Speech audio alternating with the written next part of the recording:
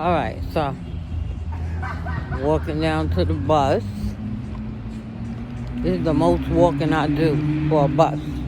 Is when I'm going away from the train station. Right? When I'm taking bus to bus or going to a mall or something like that, then I gotta walk.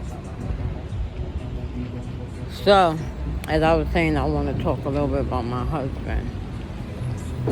Oh my goodness. Just pray very much for him. His name is Tracy with a Y. They put a C-E-Y in there. It's just plain C-Y.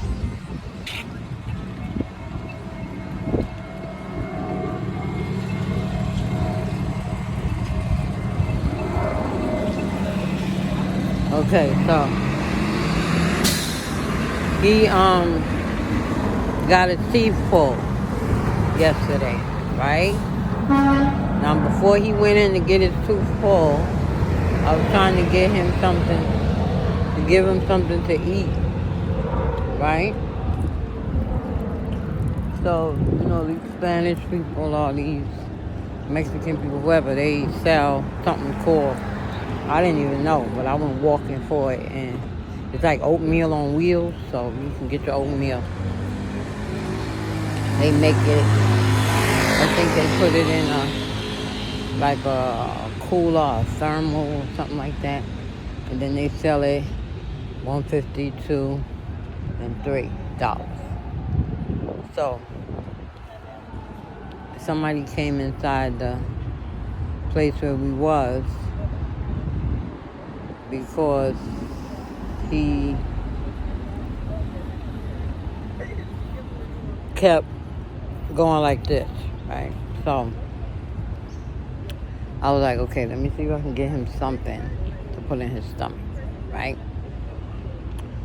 So I went looking for that lady, but I ain't find that lady. When I got to the corner of the medical building that he was in, I seen somebody there with a shopping cart, and you know, so I was like, well, let me go down there. That looked like her. Or looked like somebody selling something like her. So I went on down. I got it was a big nice sized cup for $2, right? It was oatmeal. So apparently it was milky, but the oatmeal was at the bottom. And therefore she didn't give no spoon. I didn't even think the actual spoon. So I guess you drink it, right? So once I got back to where he was, I gave it to him. I ain't telling him what it was. I just let him know it wasn't coffee, because they were saying for him not to drink too much coffee, right? Sugar rated, carbonated, something like that, items, drinks rather. So I gave it to him. He took a sip and he was like, I said, well, you eat it at home. And he was like, So he didn't eat that.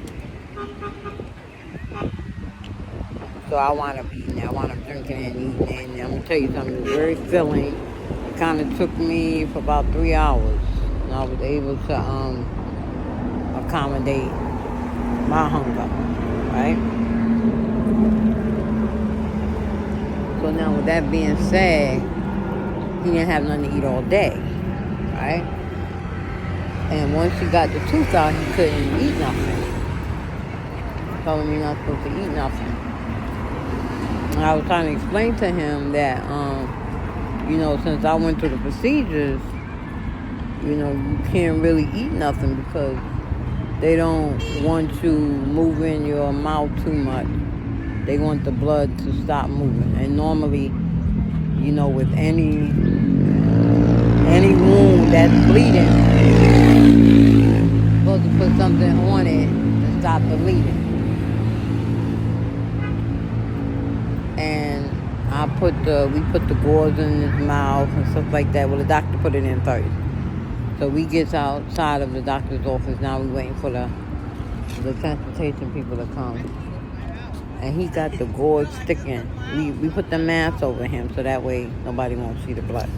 He takes the mask and stick it up here on top of his head. It's funny now, but it wasn't funny then. Stuck it up on top of his head. And the gauze is sticking out his mouth with all the blood, all on the side of the gauze. And I was like, you got to keep that on your mouth. So I straightened it up. And then Daniel comes back, you know. And this is when he got it up here, and it's all out of his mouth and all this stuff. So I'm like, oh my goodness. When he goes to things like that, he is the biggest baby. My goodness, here come my bus.